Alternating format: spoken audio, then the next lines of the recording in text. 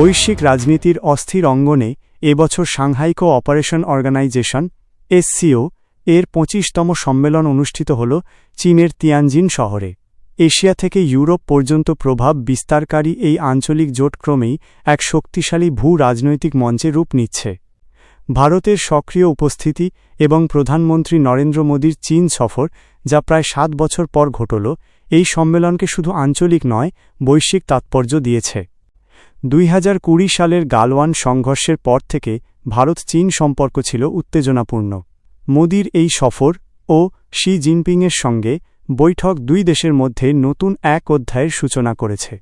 বৈঠকে সীমান্ত শান্তি রক্ষা, পারস্পরিক আস্থা বৃদ্ধি এবং আঞ্চলিক বাণিজ্য জোরদারের ওপর গুরুত্ব দেওয়া হয়। রাষ্ট্রপতি শি জিনপিং মন্তব্য করেন, ড্রাগন আর হাতি যদি পাশাপাশি হাঁটে, তবে এশিয়ার উন্নয়নের গতি বিশ্বকে চমকে দেবে। অন্যদিকে মোদি জোর দিয়ে বলেন, ভারত-চীন সম্পর্ককে কখনোই তৃতীয় দেশের দৃষ্টিকোণ থেকে দেখা উচিত নয়। এ বক্তব্য স্পষ্ট করে দেয় যে দিল্লি ও বেইজিং নিজেদের সম্পর্ককে যুক্তরাষ্ট্র বা অন্য কোনো শক্তির প্রভাবমুক্ত রাখতে চায়। সম্প্রতি যুক্তরাষ্ট্র ভারতের রপ্তানির ওপর কঠোর শুল্ক আরোপ করেছে, যা দ্বিপাক্ষিক বাণিজ্যকে চাপে ফেলেছে। এ অবস্থায় ভারত SCOর মঞ্চকে বিকল্প হিসেবে ব্যবহার করছে। চীন ও রাশিয়ার সঙ্গে যৌথভাবে রুপি রুবল রেনমিনবি আঞ্চলিক মুদ্রা লেনদেনের আলোচনা ভারতের অর্থনৈতিক স্থিতিশীলতাকে নতুন দিক দিতে পারে। অর্থনীতিবিদদের মতে, যদি এই উদ্যোগ বাস্তবায়িত হয়, তবে ভারত শুধু ডলারের ওপর নির্ভরশীলতা কমাতে পারবে না, বরং দক্ষিণ ও মধ্য এশিয়ার বাজারে নিজস্ব প্রভাবও বাড়াতে পারবে।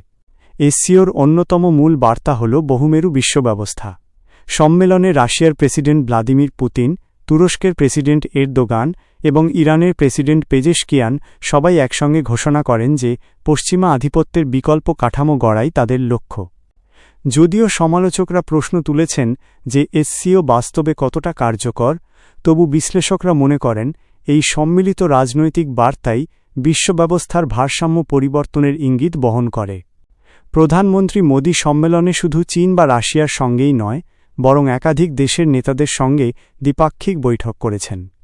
মিয়ানমারের সামরিক নেতৃত্বের সঙ্গে প্রতিরক্ষা ও সীমান্ত সহযোগিতা নিয়ে আলোচনা হয়েছে। মিশর, নেপাল, কাজাখস্তান ও বেলারুশের সঙ্গে উন্নয়ন, বাণিজ্য ও আঞ্চলিক সহযোগিতা জোরদার করার প্রস্তাব দিয়েছেন। সন্ত্রাসবাদ প্রসঙ্গে বরাবরের মতো দৃঢ় অবস্থান নিয়েছেন। চীন ভারতের পাশে থাকার প্রতিশ্রুতি দিয়েছে। এভাবে মোদি তার নেবারহুড ফার্স্ট এবং অ্যাক্ট ইস্ট নীতিকে আরও এক ধাপ এগিয়ে নিয়ে গেছেন। চীনের সভাপতিত্বে অনুষ্ঠিত এই সম্মেলন ছিল এখন পর্যন্ত সবচেয়ে বড় SCO সমাবেশ। প্রায় ২০ জন বিশ্ব নেতা এতে যোগ দেন। তিয়ানজিন শহরের হাই নদীর তীর উন্নত করা হয়, কনভেনশন সেন্টার নতুনভাবে সাজানো হয় এবং সম্মেলনের জন্য বিশেষ প্রযুক্তিগত ব্যবস্থা নেওয়া হয়। সবচেয়ে আলোচিত দিক ছিল কৃত্রিম বুদ্ধিমত্তা চালিত হিউম্যানয়েড রোবট, যা অতিথি ও সাংবাদিকদের সহায়তা করেছে।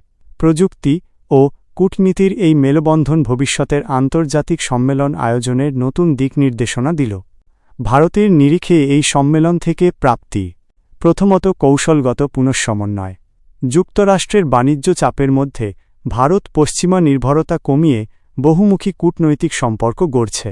দ্বিতীয়ত, অর্থনৈতিক বিকল্পের সন্ধান। আঞ্চলিক মুদ্রা বাণিজ্য ভারতের জন্য বৈদেশিক মুদ্রা বৈচিত্র্যকরণের নতুন সুযোগ। তৃতীয়ত, আঞ্চলিক নেতৃত্ব। দক্ষিণ ও মধ্য এশিয়ায় ভারতের কূটনৈতিক প্রভাব বাড়ছে, যা ভবিষ্যতে শক্তির ভারসাম্যে গুরুত্বপূর্ণ ভূমিকা রাখবে। চতুর্থত, বহুমেরু বিশ্বব্যবস্থা। SCOর যৌথ বার্তা বৈশ্বিক রাজনীতিতে একক আধিপত্যের বিরুদ্ধে শক্তিশালী প্রতিরোধ তৈরি করছে।